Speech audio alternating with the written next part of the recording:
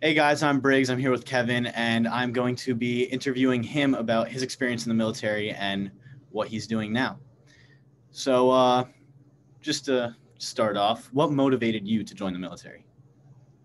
Well, you can see a sword behind my head. That might explain a little bit. That sword was actually carried by my father, who was a Marine, served in the 1960s during a really challenging time in our country's history. Certainly a challenging time in our military's history. It was right in the midst of the Vietnam War. My dad served as a Marine officer right out of college, and that sword is actually called a Marmaluke sword. So it's carried by every Marine officer. We carried it in parades and ceremonies, and when we drill with our Marines. It was actually given to Marines in the early 1800s. It was gifted by pirates off the Barbary Coast. And Marines fought so fiercely that the pirates wanted to honor them in an appropriate way. And they gave us that sword. And ever since, Marine officers have had it cast with their name engraved in the side in acid, which my dad's name is in the side of that one. So there's quite a bit of history. But the answer to your question is my dad was a big part about my decision to serve in the military. And that's carried down to my son, Carl, who makes up a third generation of Marines who also served right out of high school. Um, I was lucky. My dad brought me up in a household with a mom too who believed in service. She's a devout Catholic. She goes to church every day, and she served too. She served in a different way. She served our community every day. So my values are deeply etched in service and giving back. And because of my dad's experience, I decided to define my service, at least to start, by becoming a Marine. I got commissioned in 1989 at the College of the Holy Cross in Worcester, Massachusetts. And I served for 20 years, all the way through 2009, when my dad had that sword put in that nice red shadow box that I can put behind my head every day. So, going off of all that, that was amazing. Thank you. What do you recall about the day you enlisted? If Well, you I recall remember it. I remember my father being there, and my mom, and my younger brothers and sisters, and my grandparents as well. My grandfathers on both sides. My mom's father and my dad's father also both served, not in the Marine Corps, which is okay. But I remember them, my grandfather being there, and my dad being there in particular. And I remember my dad reading me the oath of office, and it was a very emotional day for him, obviously, seeing his son make this decision. And there was also a very important Marine officer in the room. The instructor at Holy Cross was a guy named Joe Dunford. He was a major in the Marine Corps at the time, and he, in the future, became the most senior person in our military. He was the chairman of the Joint Chiefs of Staff. So he was actually there too.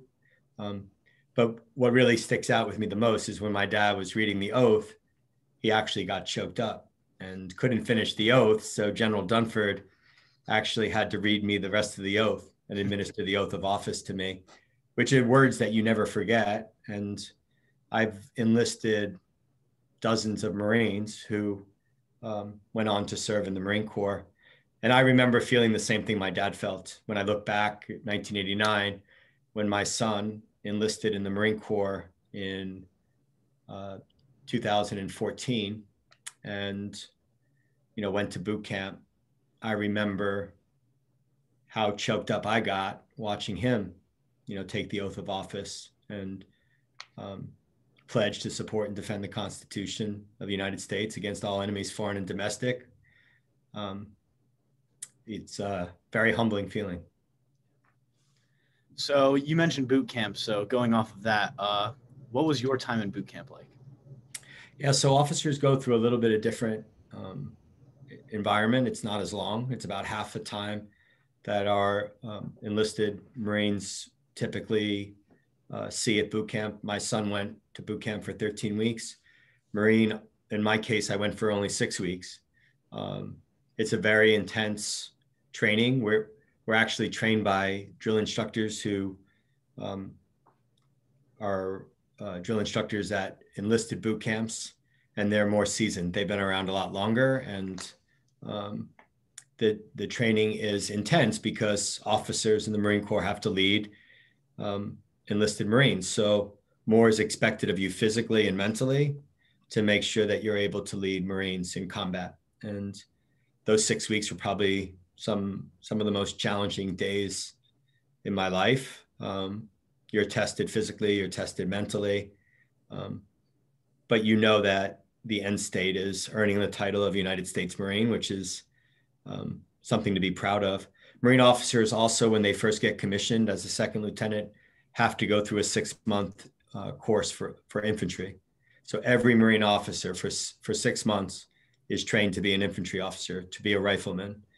And the reason we do that is we want to understand what it's like to be on the very front edge of the spear, what it's like to be the trigger puller, the infantryman, so that if you're not an infantryman and not an infantry officer and you're an artillery officer like I was, you shoot, move, and communicate quicker to support them. If you're a pilot, you fly lower. If you're a supply officer, you make sure that you get the trucks out with the supplies to those Marines quicker because you have a real keen appreciation for how challenging their jobs are in combat. So how did you envision life in the military during boot camp or even before? Yeah, my dad didn't talk about his time in the Marine Corps much. The Marine Corps has some great commercials. So you see these great uniforms and you see us slaying dragons and doing stuff like that. But I really didn't know what to expect. I think the larger question is really what I didn't know and what I came to learn, and really not only defines what I did in the military, but it further defined what I decided to do after I left the military. And I didn't realize at that young age what the commitment really meant. I think a lot of people who go in the military want to serve their country, but they're also looking for a better way of life, a higher purpose. Some younger people leave their communities, they never go back because they're looking for opportunities outside of what they would have been able to achieve if they stayed in those households and they stayed in those small towns. So my experience was only informed by what I heard my dad say to his friends on the phone and watched him get excited about talking about the sea stories that older Marines would share. But it certainly wasn't what I expected from the very first day to 20 years and 5 days later when I retired. And my time in the Marine Corps was incredible. I met some amazing men and women all over the world, not just in the Marine Corps, but in the Army, in the Navy, in the Air Force, in the Coast Guard, in the National Guard. I was very fortunate. I got to deploy to more than 50 countries over a 20-year career, all the way from the first Gulf War, which was called Desert Storm, all the way through 2009. And I got to visit every country in Europe, half of the countries in Africa, and quite a few countries in the Middle East too. So with that said, I didn't realize, I wasn't married at the time. I didn't have kids, but I did. About 5 years into my career, I got married and I had my first son a year later. And I had 3 boys. So, for people who are listening and trying to understand what military service is, it's not defined by boot camp or some of the things that we see on TV. For me, it was defined by 1,000 nights away from my kids who were growing up at young ages. I didn't get to tuck them into bed. I didn't get to eat dinner with them. I didn't get to go to their soccer games. I didn't get to go to church with them. I missed Father's Day. I missed Mother's Day. I missed their birthdays. I missed proms. I missed graduation ceremonies. I missed holidays. So that's not as glamorous as what you see on TV or what you see in the movies. And those 3 boys had to move 6 times in 11 years.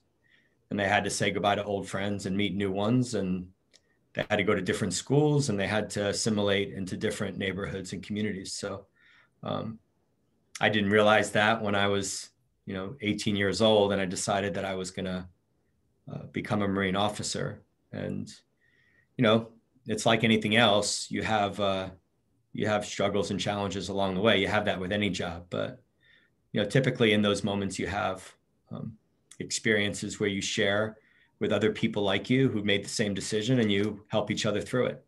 And that's the most important thing. So awareness of what servicemen and women go through is important. And I think I learned that over 20 years, and it's important now, even in the work that I do now.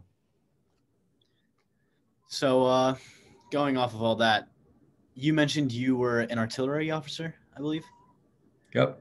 So what did that entail? What was a typical day for you? Yes. So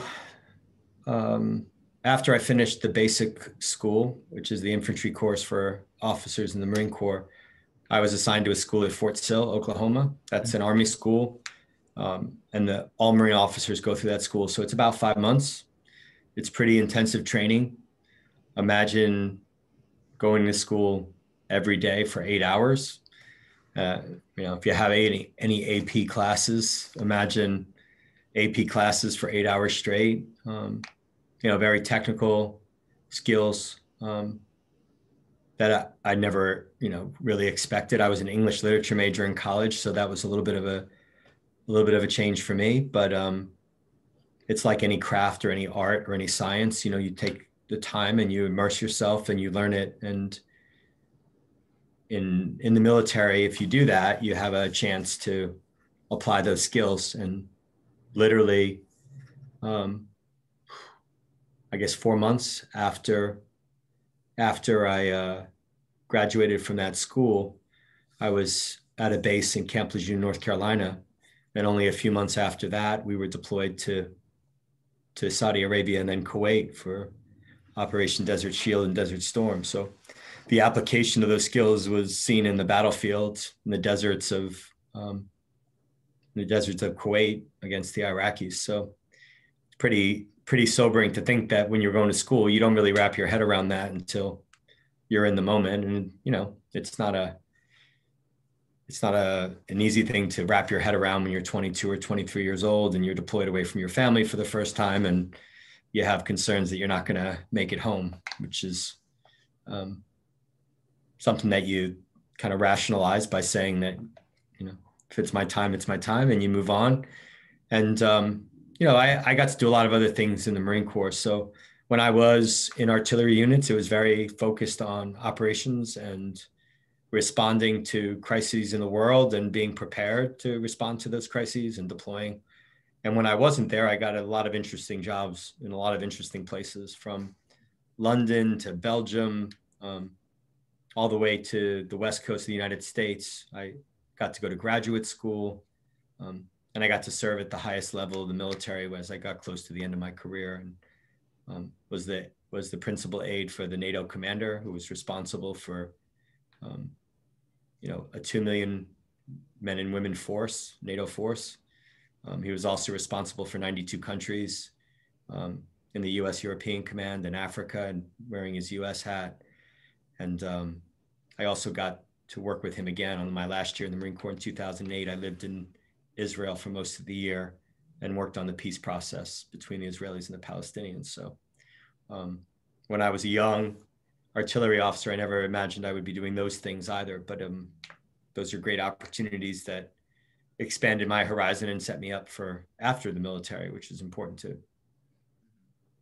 Funny you said you worked on the peace process between Israel and Palestine. I'm Israeli. My dad was born and raised in Israel. He served in the IDF.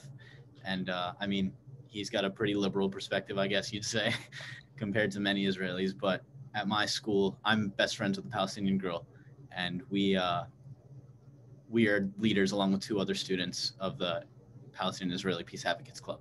Wow, that's awesome. Yeah, I'm that's great to hear. It was I was chosen because I really didn't know that much about the region, believe it or not. I think General Jones, who I worked for at NATO, was looking. He was the special envoy for Middle East regional security, and he was looking for someone that didn't have any real biases. And I guess in that case, I didn't have a great education into the issues. But when you're going to serve in that kind of role, I was at the State Department. We were working directly for Secretary Rice, directly for President Bush, and I learned quickly. I read a lot of books, but there's no substitute for relationships on the ground. I was working with the IDF, the Ministry of Defense, intelligence, all sorts of different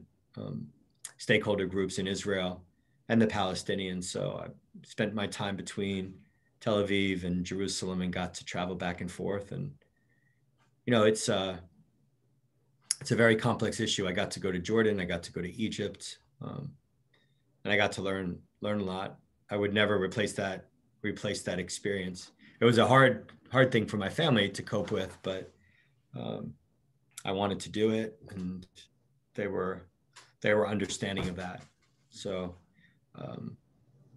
it's great to see young people like you who are trying to think through the problem set and solve for it.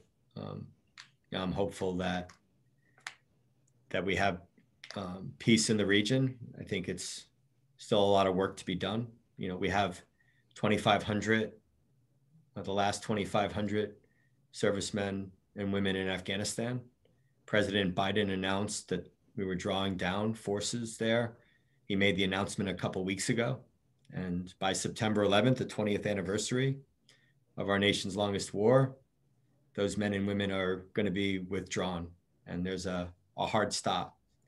But that doesn't mean the war on global terror is over. It doesn't mean there's peace in the Middle East. And it certainly doesn't mean that 225,000 service members are still going to deploy each year, because they are. And they're going to be in the Middle East, and they're going to be in Asia, and they're going to be in Africa, and they're going to be on ships on all 7 seas, and they're going to be Marines in embassies in more than 120 countries. So what I don't want people who don't know enough about the military to think when President Biden made that announcement that that's the end of the war, because the war is not over. We still have a lot of work to do. And what happened on 9/11 20 years ago will forever change the world. It'll certainly forever change our country and the burden that's placed on our military and their families. And people ought not forget that, because I see it every day. There are people who are struggling and are challenged because they're doing things that a lot of people don't have the courage to do. And that's to serve our country and to step up over and over again. There are people who I met last week. I was on the road in the southeastern part of the United States, and I got to meet with a lot of military families. And we delivered our care packages with Operation Gratitude to military families in 2 places in Georgia. And the last stop after Fort Gordon was Fort Stewart. And I talked to one military spouse whose husband was deployed for the 5th time. She had 3 little kids. He was deployed for the 5th time. The first 2 times for 15 months, the next 2 times for 12 months, and this last time for 9 months. You can do the math, right? That's 5 years. 5 years out of the last 10 years, he's been away from his wife and kids. So if people think that this announcement in any way, shape, or form defines the end of the war, they're wrong. And they need to understand that there are still servicemen and women who are still going to deploy and still sacrifice and, protect our interests abroad and protect our freedoms here in the United States. So going off of what you've said a lot, you've mentioned that you've been all over the place. You've traveled here and there, far and wide. Where did you spend the majority of your service? Wow, if I were to do the math, the 20 years, most of my time was in 2 places: Virginia, DC, Northern Virginia, DC, and North Carolina, where I was an artillery officer. So I spent a lot of time between those 2 places, probably all told 5 or 6 years in each of those places. And then the deployments that I talked about, between the first Gulf War, being on a ship for 6 months, being in Israel for a year, deploying around Europe, Africa, and the Middle East with the NATO commander, that's another that's another 3 years in there, those deployments. And then I was stationed in London for 3 years. I was stationed in Belgium for 3 years, where I deployed out of there from NATO headquarters. And I had a little time in California too for about 21 months when I was getting my master's degree. So if you don't mind me asking, I mean, you've been everywhere. Did you see combat at all? Yeah, so the first Gulf War, as a young lieutenant, we saw combat, and fortunately, it was a short war, right? You weren't even around, so that was 1989. Or I got in 1989. The war was 1991. So, in context, that's a long time ago for you, not so long ago for me, and I was just a little bit older than you, to put it in perspective, right? So, I was 22, getting close to 23 years old, and going to combat. And then outside of that, I didn't have to deploy to Iraq and Afghanistan for long periods of time. So I was fortunate. I was there for 3 weeks on, 3 weeks off, back and forth to that region in different capacities at NATO, but not for extended periods of time, and certainly not in combat like you've heard about in Iraq and Afghanistan. So I was fortunate too, and I didn't see combat when I was in Israel or the West Bank. Certainly there were tensions, but nothing overly concerning or alarming. So throughout all your time in the military, have you earned any medals or citations that you are especially proud of? I was going to try to show you some of the medals that I have. I have one on my desk, but there's a shadow box that we get when it shows all your ribbons, and it's at an angle where it'd be hard to show you. Plus, you would see how messy my office is. But this is a Legion of Merit, so this was awarded to me for my service in Israel, which also corresponded with my retirement when I retired in 2009. And this is a very rare award for someone of my rank. I was a lieutenant colonel when I retired.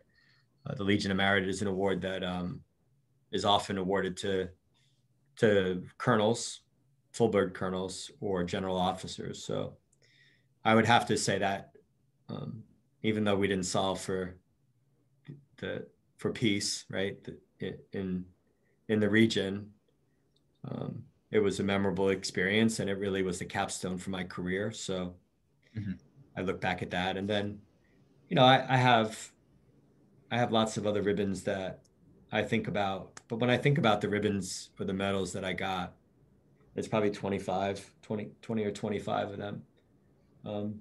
I don't really think about what the ribbons represent as much as the people who I serve with. And there's never a time where you get an award.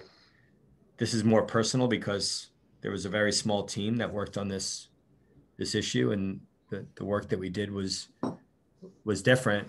But for everything else that I got, there were a lot more people who were responsible for it.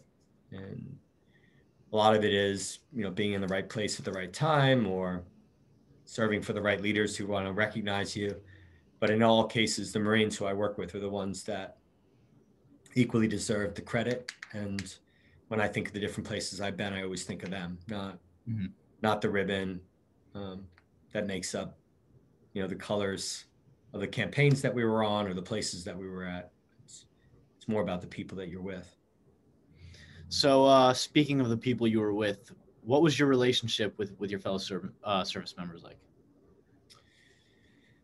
I mean, in the Marine Corps, we have a special bond that is kind of hard to explain to people. If you ever talk to another Marine, or if you've ever met a Marine, that it's like no other community I've ever been a part of. There's no way to describe it. The only way to describe it is if you are a Marine yourself. So that it's in some arguably some way stronger than some of the bonds you have with your closest friends and your family. Some of my best friends are Marines. So what happens in the military often is we create a very insular structure, a very self-supporting community. because we share a common experience, but oftentimes because civilians are not part of that experience and don't have understanding or the background that we have to support each other. And it becomes very isolated, and we create these barriers, but in some ways it's necessary. If you think about what I told you about my career, and you multiply that by 200,000, all these Marines in all these places in big numbers, in some cases down in Camp Pendleton in North Carolina, or Camp Lejeune in North Carolina, Camp Pendleton in California, we create our own community to support one another, because we move from place to place every 2 or 3 years. We're deployed, our families are left behind, and they have to support one another because they don't have some of the same opportunities as civilian families in those neighborhoods. So there's no way to accurately describe in words how close I am to the people I serve with in the Marine Corps. And that's from a person who's my best friend, or best friends who are Marines who I serve with in different places and got to know very, very well, all the way down to Marines who I serve with for, a year or 2 years or 3 years, and obviously didn't spend time with them socially, but we supported one another. And if you see 2 Marines walk up to each other in the street, you would understand what I mean. I was in one of the cities I was in last week was Augusta, Georgia. And I walked into an Applebee's, and there was an older gentleman, a Black Marine. I could tell he was a Marine, and he was wearing a hat that said Marine Veteran, and he had the colors of the Vietnam ribbons right across. Have you ever seen these Vietnam veteran hats? There's 3 ribbons that define their service there. And he was wearing those colors, and I could obviously see he was a Marine. So I said, Semper Fi, Marine. Semper Fidelis means always faithful. And Marines will use that term. They'll use some other terms. We have a greeting where we don't even say hello. We say oorah, which may not make sense to anyone, but it makes sense to us. It's like our own language. But when I said Semper Fi, Marine, he was walking, and I don't know if he was wounded in combat. I don't know his story, but he was older, and he was kind of leaning over and holding the back of his back, and his wife was behind him, and you could see he was kind of riddled with pain. But when I said Semper Fi, Marine, he stood up as straight as an arrow with his gigantic smile on his face, and he said, Semper Fi. And then we got to talking. And there was a young woman who was working in the Applebee's. She got teared up. She could see it. Mm-hmm. She could see something, and she was so proud. She didn't know anyone in the military. She didn't serve in the military, but she was so proud that there was that kind of camaraderie and bond that exists. So that was a really long-winded answer to your question, but all I can say is I have 5 brothers and sisters, and I'm just as close to some Marines as I am to them. Mm-hmm. So I assume you're still in touch with many people that you served with, and I mean, through Operation Gratitude, you've probably created bonds with many people who probably never would have known without it. Yeah, I mean, I'm really lucky. I left the military 12 years ago, and for 10 of those 12 years, I've been a nonprofit leader. I started a nonprofit that helped veterans find employment called Hiring Our Heroes. I ran a small scholarship foundation called Thanks USA that helps military spouses and kids go to school. You get need-based post-secondary scholarships. And about 3.5 years ago, I came here. And our mission is to forge bonds between civilians and people who serve in the military and as first responders, connect them in a way that's meaningful, through acts of gratitude and through service where they stand side by side. And it's been a really meaningful experience. I know it seems almost impossible to look back, 3.5 years. And now we're impacting about 250,000 people, recipients each year. And now last year in COVID, we impacted 620,000. So pretty significant. So let's go through and just start talking about Operation Gratitude now. So when was Operation Gratitude created? Operation Gratitude was founded in 2003. So funny you're in New York. Our founder actually grew up in New York City. Mhm. Her name is Carolyn Blashik. Her dad was a pretty well-known doctor who worked in the hospital in Mount Sinai, the network of hospitals. He was the chief medical officer. So he was pretty well known in the city of New York. Anyway, on 9/11, we talked about that significance of that date. And obviously what happened in New York deeply impacted Carolyn Blashik, who's lived in LA at the time. So on 9/11, she knew her family was in New York City and she had family and friends there. So the very next day, she tried to enlist in the Marine Corps, which is part of the story that I love. But she was in her mid 40s at the time, on September 11th of 2001. And she was a lawyer by trade. And the Marine was obviously very polite, but turned her away because she obviously didn't meet the age requirement. I think you have to be in your mid to late 20s in order to enlist at the maximum threshold. So she heard the same thing from the Navy and the Air Force and the Army. So she started volunteering at a USO at the airport at LAX in Los Angeles. And about 18 months later, a young soldier walked in and he was down in the dumps. He asked to see a chaplain to talk about his problems. He was going back to a combat zone and he just wanted to talk to someone because he was really feeling low. Turns out he was home on emergency leave because his mother had passed away, came home to bury her. He didn't have a dad, so he literally had no parents at that point. And while he was home, his wife left him. She divorced him. And they had just lost their only infant son to a sudden illness. And he literally had no one in his life. So Carolyn went home that day and she decided to show people like him, soldiers, Marines, airmen, and sailors, that there were people back home who cared. She got a few friends together. They went to Costco. They went in their cabinets and raided them. And they assembled the first 4 care packages and sent them to soldiers on March 19th of 2003, the day the invasion of Iraq started, the day we invaded Iraq.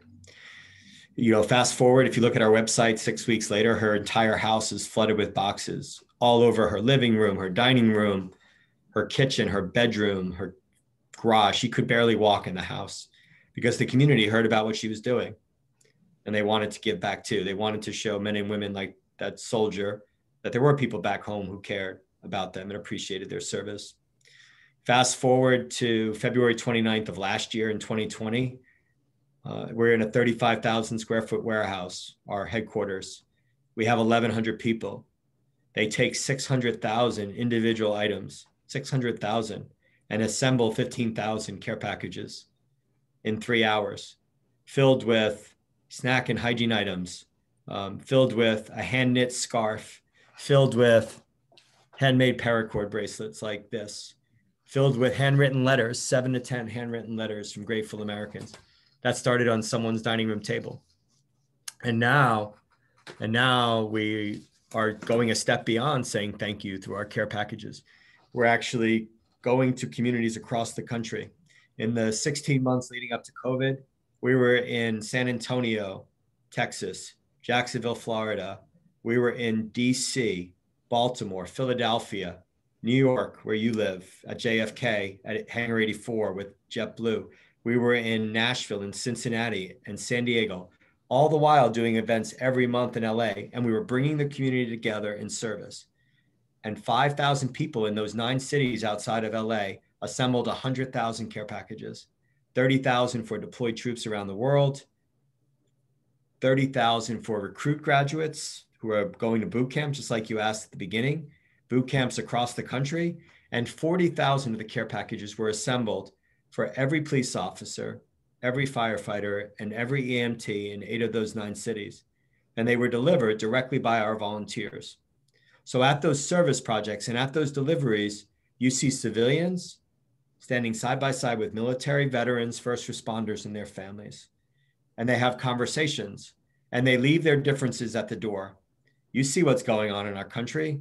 People are focused on what makes them different, not what makes them the same. And when they come to a service project, doesn't have to be just with Operation Gratitude, but when they come to a service project with us, they leave those differences at the door. They don't think about their race or their religion or their politics. They come for one common purpose. They come to serve their country, they come to serve their communities, and they come to serve one another. And in the course of serving side by side or at a delivery where we hand a care package and say thank you, they realize they share the same neighbors, their kids go to the same schools, and they share the same values. And that's what Operation Gratitude is about. It's about creating understanding and empathy and ultimately building bridges between people who haven't served and people who are serving, so that our country is stronger, our communities are stronger, and we bridge divides. I think our mission is very clear. A lot of people think it's to say thank you to those who serve, and it is. We will always say thank you to people in uniform who serve and sacrifice so much for our country and our communities. But it's also about creating understanding and empathy.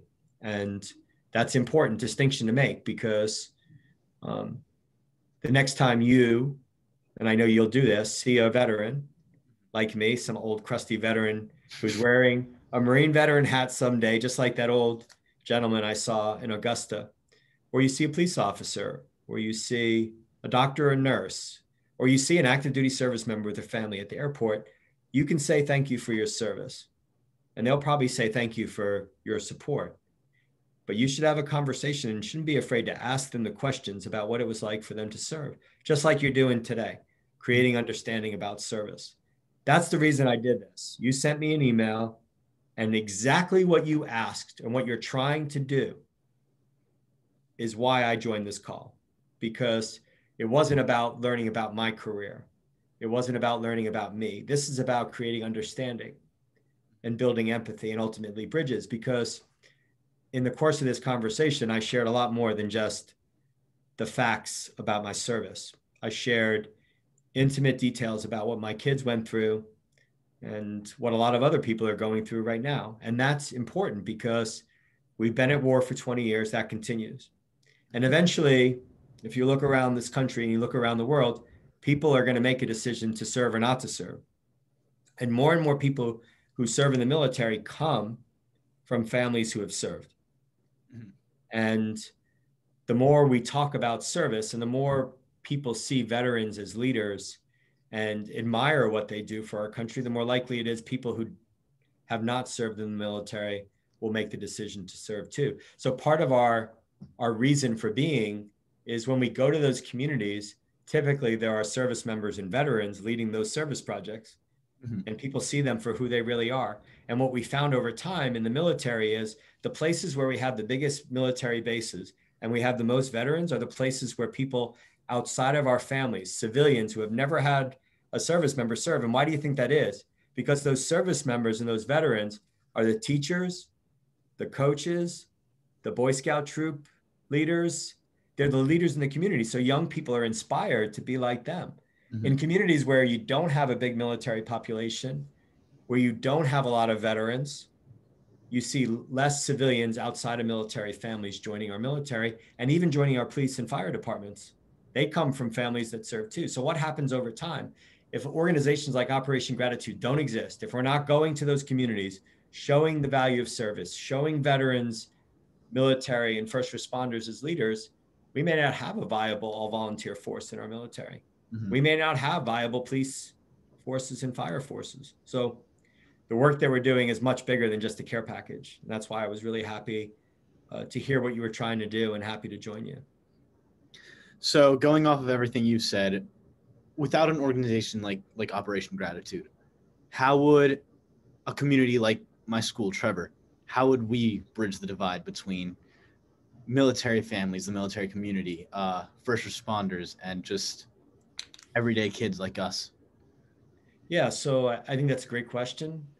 First of all, I'm going to encourage everyone to work with Operation Gratitude because that is the way to bridge divides. And we're going to be in New York over and over and over again. In fact, on May 22nd, we're going to be in the police department doing a service project with them and then doing deliveries all over North Brooklyn. So there are opportunities like that all the time.